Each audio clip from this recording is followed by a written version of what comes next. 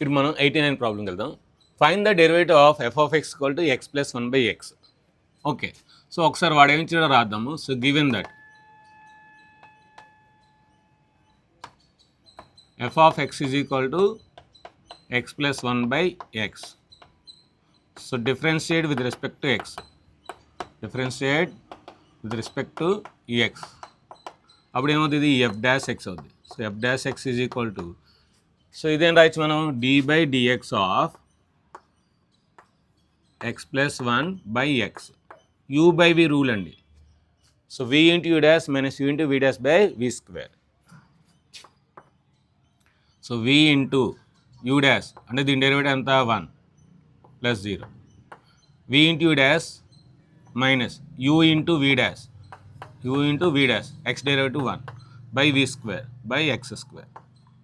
So ఏమవుతుంది మనకి ఇక్కడ, x minus x minus 1,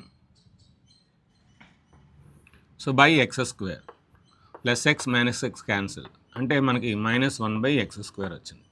so since ఇక్కడ ఫార్ములా రాసుకోండి, since u by v whole dash is equal to v into u dash minus u into v dash by v square. ఓకేనా? So ఈ విధంగా చేస్తే మీకు 2 out of 2 వస్తుంది. So 89 యొక్క screen shot తీసుకొని 90 ప్రాబ్లం కోసం కింద లింక్ని క్లిక్ చేయండి.